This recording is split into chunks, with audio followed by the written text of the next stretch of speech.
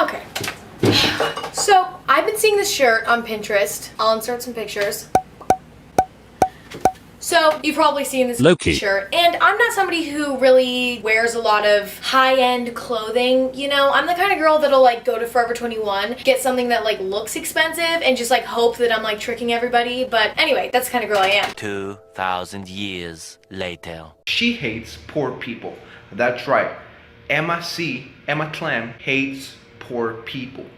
This is Emma Chamberlain, a YouTuber on the platform with around 3.5 million subscribers who in recent times has just blown out of absolute nowhere. She creates harmless and entertaining content in which she vlogs, uploads border commentary videos every now and again. Sometimes she may make a gaming video, but she isn't necessarily surrounded by YouTube drama whatsoever. But recently, Emma Chamberlain's universe has completely changed after she was dragged into the limelight of YouTube controversy. And the reason for this is because there's basically been a lot of allegations going around about Emma Chamberlain that in her past she had bullied people in middle school, and at the time of these allegations going around, she was basically exposed for manipulating her fans with awful merchandise at ridiculously high prices. Now, regardless of what you think of Emma Chamberlain and regardless of what I think of Emma Chamberlain, when somebody blows up on YouTube, there is always naturally going to be controversy around them. When somebody reaches a certain level of success, there is always their past going to come back and bite them. And this particularly happens on YouTube. When somebody blows up, something from their past will always come up to haunt them. And this has happened with Emma Chamberlain with the bullying allegations.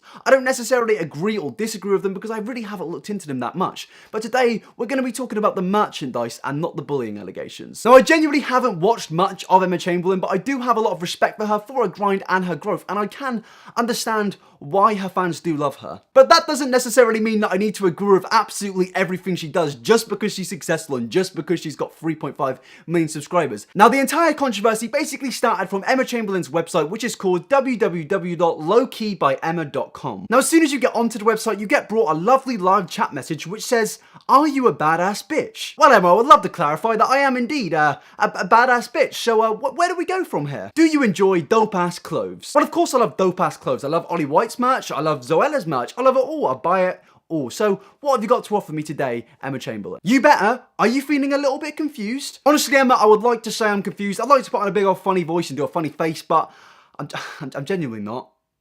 I'm just not confused. But I'm gonna vote yes anyway. Don't worry, you're supposed to. Congrats, you did it. The secret store is unlocked. You must have done something, right? I mean, I didn't really do anything. I just kind of answered your question. Use the link below to get access to my secret low-key store in the Dota. Now, the problem I come across here is that Emma Chamberlain is selling her clothing on an application that is only available on iPhones. And the problem is, I primarily use Android devices. So I can just come to the pretty simple conclusion that Emma Chamberlain does in fact hate the poor. Didn't say that. Please don't dislike the video. Okay, but in all seriousness, I have seen Emma Chamberlain receive a lot of stick for this one particular issue, and genuinely, I do believe it comes down to money. I imagine Emma Chamberlain received a lot of offers from a lot of applications and clothing stores to basically host her clothing on their apps, and she was offered a lot of money to do that. And I do believe that Emma Chamberlain probably did take the money and did get paid to host her clothing on an application like this. And yes, it may be annoying if you do have an Android device and don't have an iPhone, but genuinely, I just think it's a bit of a minor criticism. Yes, it may be a bit of an annoyance, but I really think it would be quite unfair to drag somebody's whole career down based on an application. And don't worry, the video isn't going to end there because on my old contract, I did in fact have an iPhone 6. So I can actually download the application, and I did download it. And that is where the problems for me personally all began. Because at the very moment of downloading this app, I genuinely didn't have a problem with Emma Chamberlain. I have respect for her, as I said previously, and there was no actual issues for her. And then I opened the app, and I went onto her merch store, and I saw the ridiculous pricing for ridiculous merch. $64 is the opening price that I saw when I opened Emma's store. And the thing is, I don't even know what I'm getting with this clothing because every single piece of clothing on this store is pixelated. And I'm not actually sure why, but I tried to find reasons about this, and apparently you pay the money and get clothing based on the specific pixelated body part. Now, I just want you to imagine a situation of, say, you work at Morrison's, you've just done your 9 to 5 shift, you've earned £60, and now you want to go out and you want to go buy some clothing. So you take your money, you go onto the internet, and you go watch your favourite YouTuber Emma Chamberlain. You see, she's released some merchandise. You go onto the website and you go to buy it. But the problem is, you don't know what you're fucking getting. You literally don't know because Emma realistically can make it absolutely anything because it's pixelated. It's just a massive fucking cop-out in my eyes. Now, I understand that a lot of Emma Chamberlain fans may get angry at me for critiquing the price of a coat, because usually coats are quite expensive, but $64 for a coat like that, you should be paying for quality, right? You should be paying for something very nice. But the thing is, when you unpixelate the coat and take a look at what the product actually is and what you're buying for $64, it just looks like a rug from a second-hand shop. I'm not trying to be mean. I'm really not trying to drag Emma and be that much of a dickhead like I've been in the past, but really, I hate to say it, it just looks like shit. And if you're not sold on that, if you don't believe that it's overpriced because of that, well, she's also selling hair scrunchies. Yes, she's selling hair scrunchies for $25.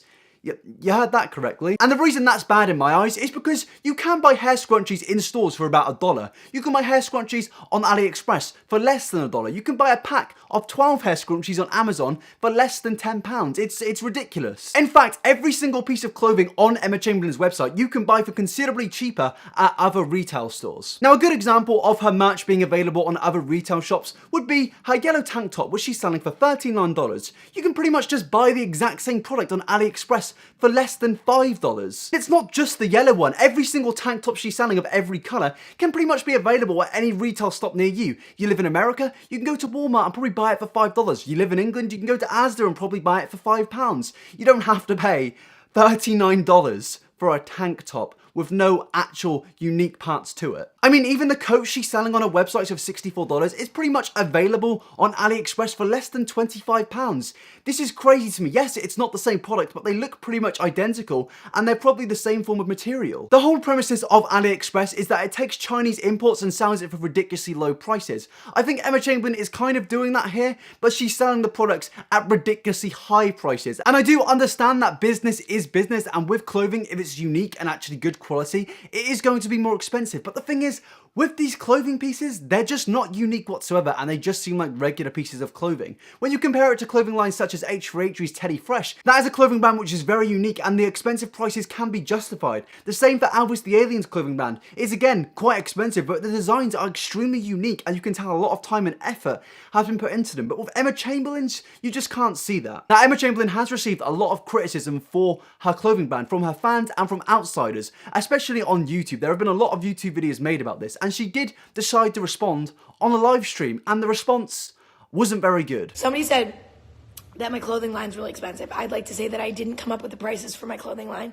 Yes, it's technically mine, I guess, but not really, because all I did was design the clothes, and half of it, yeah. So like, it's not really up to me, those things, and honestly, I agree. I think it's really, really expensive, and honestly, I would be a little bit triggered too. Now, YouTubers of the size of Emma Chamberlain's channel will probably decide the prices of their clothing. I genuinely don't believe her when she's saying this. She has 3.5 million subscribers. I think companies would be paying her to come on their sites to sell her merch. And that's basically been proven since she's selling her merch on a random clothes app. If she really wanted to sell her merch at low prices, she could have. She could have went with another company such as Merch for All, Fanfiber, and these companies would have given her the opportunity to have low prices. She even admits she understands where the frustration is coming from for her merch prices. So I don't understand why she just doesn't ask to lower the prices of it or just admit the truth. Trust me, there is no way in hell that she did not control these prices. I mean, this exact same thing happened with Zoella. The calendar is something I've worked on for a year. I love the product. I am all about the creativity. I'm all about getting it from a design to a product. Where my input ends is there.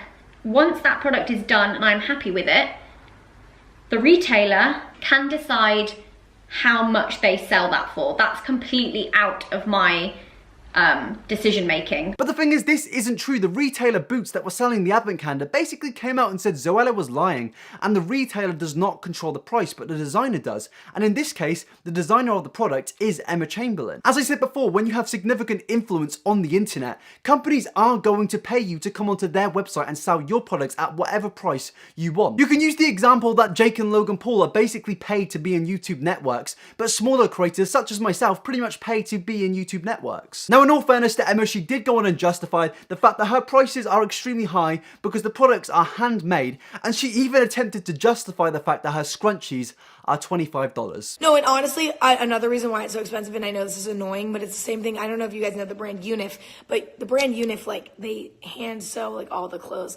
and most of the pieces in my line were literally like hand sewn, which is cool because it makes it like really nice, but it also makes it kind of overpriced. Like the scrunchies, obviously they're scrunchies, it's very clear.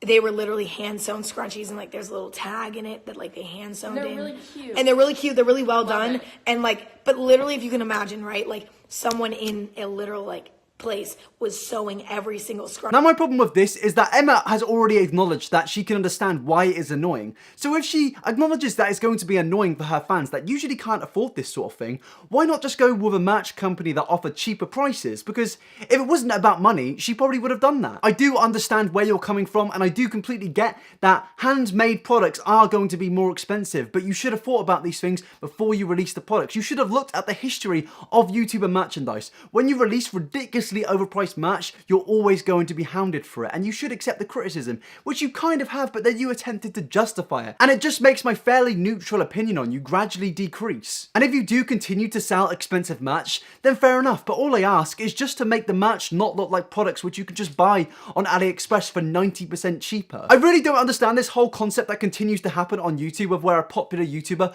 will release merchandise which is pretty wank, and then they'll put the price at something ridiculous. If you're going to release merchandise at a high price, at least make it something unique which you can't buy at your local supermarket. I don't directly have a problem with Emma Chamberlain, as I said before. I do understand why a lot of people love her. My problem is directly with the fact that this keeps happening. People keep taking advantage of their young and impressionable audience. When I release merch, it will not be $64, and I will spend a lot of time into the designs. I currently am doing that right now. So I don't understand why a YouTuber with 80,000 subs can do that and a YouTuber with 3.5 million subs can't. And Emma Chamberlain most definitely does have young and impressionable fans, which will definitely buy absolutely everything she sells. When you search Emma Chamberlain fans on YouTube, it does just come up with young fans. So these people are going to buy anything. But the merch has actually completely sold out on the website. Right now, you can order nothing because it's just all gone. So Emma has made her money, and regardless of what I say, she probably just doesn't give a fuck at all. To conclude this video, I would like to say, Emma Chamberlain, you seem like a decent person, but your merch is worse than Zoella's